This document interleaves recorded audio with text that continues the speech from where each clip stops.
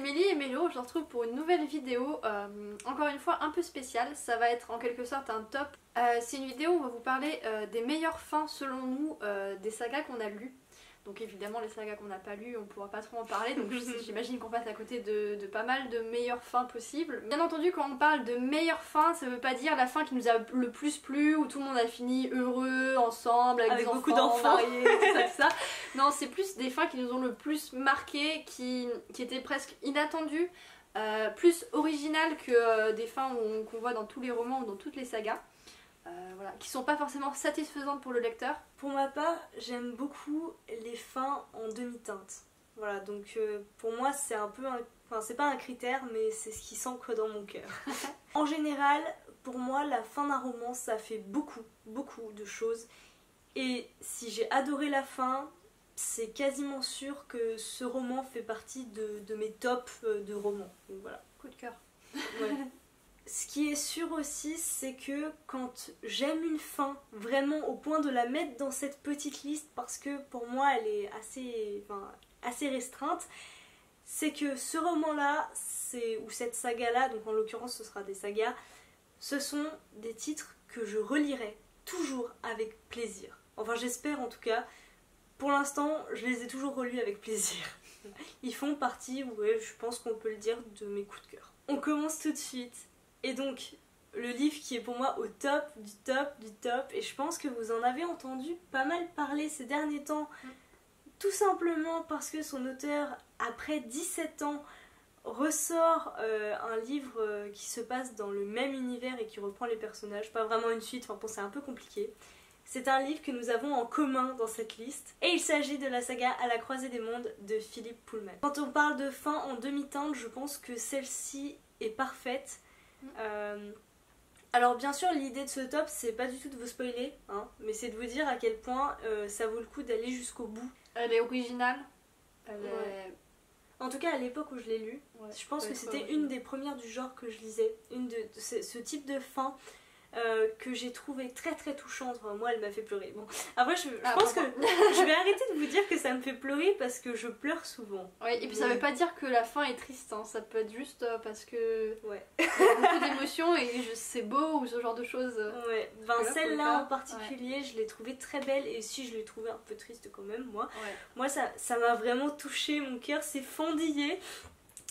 Vraiment magnifique. Ouais, et puis moi je trouvais qu'elle avait un sens, enfin disons qu'elle me parlait, cette fin me parlait, je la trouvais logique sans m'y attendre non plus. C'est ça, il y a une logique sans, ouais, je suis entièrement d'accord avec toi, je partage ton avis. Voilà. Si vous n'avez pas lu ces romans, allez-y, vraiment, commencez cette trilogie, elle est... Alors, moi je vous dis allez-y, Mélo va pas vous dire la même chose.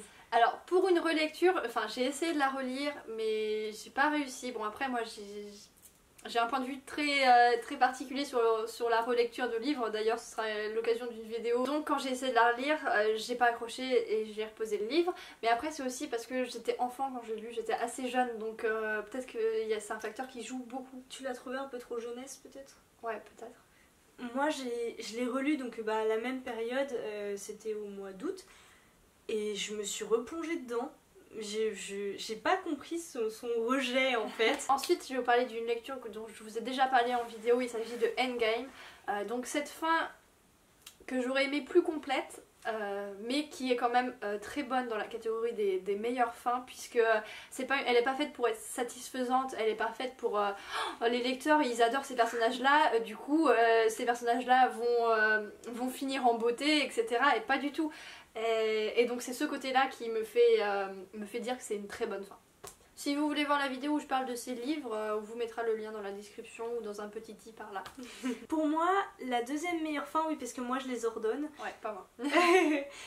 Je suis incapable, alors, surtout que c'est des gens différents, etc., des écritures différentes, je suis incapable de mettre un ordre. Pour moi, donc, je les ordonne, et la deuxième meilleure fin de trilogie, parce que c'est encore une trilogie, il s'agit de la trilogie de Bartiméus de Jonathan Stroud, que j'ai adoré. Enfin déjà la trilogie en soi j'ai adoré, mais je pense que comme je vous l'ai dit, la fin y est pour beaucoup.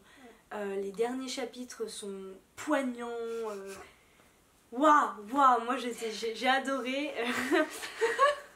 Alors Alors moi j'ai pas aimé du tout, si vous avez suivi la comparaison qu'on a faite là-dessus, Ouais, mais je suis d'accord. Ouais, je suis d'accord, la fin était quand même très originale, très justement pas dans cette idée de satisfaire le lecteur. Voilà. Vous savez, c'est la fin pincement au cœur. Voilà, pour moi, meilleure fin, voilà, c'est la fin. Quand on referme le livre, il y a le cœur qui se pince parce qu'on sait que les personnages là, on les reverra plus. J'ai réussi à définir ce que c'est pour moi une meilleure fin. Ensuite, on va passer sur un genre un peu différent puisqu'on va passer au thriller avec la trilogie Millennium. Donc je parle bien de la trilogie écrite par Stieg Larsson et pas des suites qui ont été écrites par un nouvel auteur qui est apparu et qui s'est dit oh bah tiens, je vais reprendre Millennium vu que tout le monde adore et que normalement il était censé avoir des suites mais que malheureusement l'auteur était décédé. Je ne les lirai pas, voilà. Parce que j'ai adoré Millennium. Pour moi, c'est le bébé de Stieg Larsson et pas d'un autre et voilà, je n'apprécie pas trop qu'il y ait quelqu'un d'autre qui ait reprise. Je pense que ça, même si c'est peut-être très bien, peut-être qu'il écrit très bien et qu'il a des très bonnes idées, c'est parce que c'est pas les idées de Stieg Larsson, pas forcément, c'est pas son écriture, c'est pas la vision qu'il avait des personnages et j'aime pas que ce soit repris. Donc à propos de la fin, vu que c'est le sujet de la vidéo et pas... Malgré le fait que cette saga était censée être poursuivie, le troisième tome se finit d'une manière qui n'est pas obligée d'avoir une suite. Et cette fin est... j'ai pas envie de dire qu'elle est pas satisfaisante vu que... Enfin, elle m'a quand même... on va dire qu'elle m'a comblée quand même. C'est une fin que j'ai appréciée parce que toute l'ambiance reste brutale. C'est une fin qui est dans la continuité de tous ces tomes. Assez compliqué. Je pense que je peux pas en dire plus sur cette fin. Sinon, lisez ces thrillers. Ils sont vraiment géniaux. Il faut s'accrocher avec les noms suédois. Mais voilà, c'est super quoi. La troisième meilleure fin pour moi, et c'est un peu une exception à mes trilogies coup de cœur, puisque j'ai adoré le tome 1 et moins le deuxième et le troisième. Mais la fin rattrape le reste. Il s'agit de Hunger Games.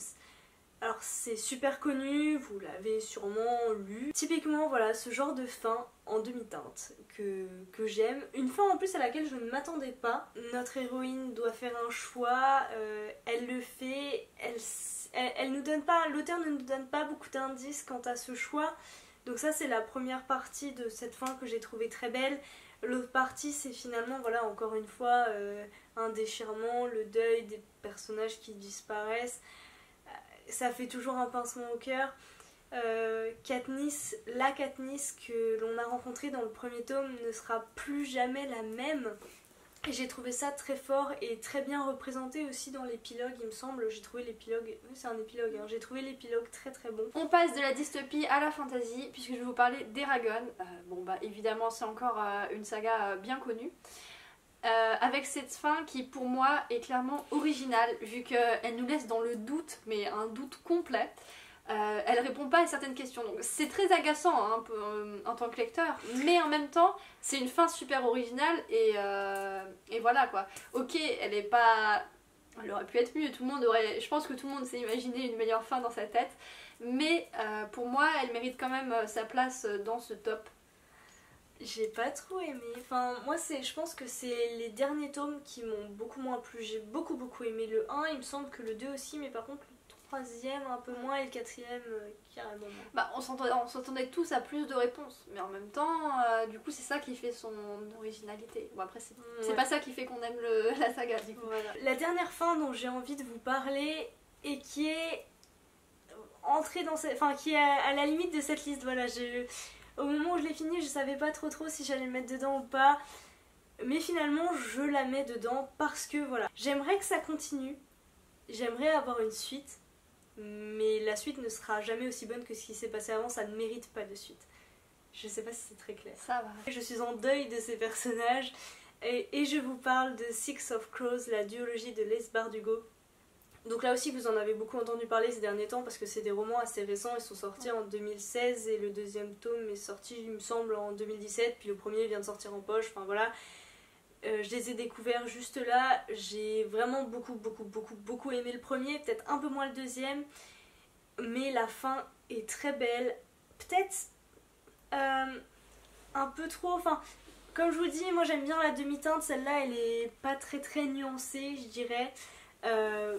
Mais voilà, le fait que les personnages me manquent autant, le fait que j'ai envie qu'il y ait une suite sans qu'elle la mérite, et bah ça rentre dans la liste. J'ai déjà parlé de Six of Crows dans une présentation, donc on vous mettra le lien dans la barre d'infos et puis dans le petit i. Et Mélo va bientôt la commencer, donc on pourra sûrement vous faire une comparaison sur le tome 2. Ouais, enfin bientôt commencer quand on filme, mais quand elle va apparaître, je pense que je l'aurai fini. Hein. Ce petit top est fini, mais pas complètement. On va refaire une autre vidéo et peut-être encore d'autres sur le sujet, puisque là on traitait uniquement des sagas, mais j'ai énormément de livres uniques qui ont des fins absolument exceptionnelles.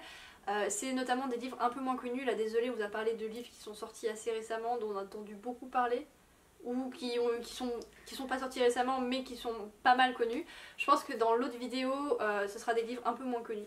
Pour elle, en tout cas, pour moi, je suis pas trop sûre.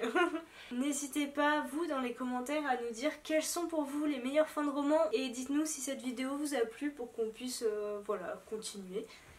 On vous souhaite de très très belles lectures et on se retrouve la semaine prochaine pour une nouvelle vidéo.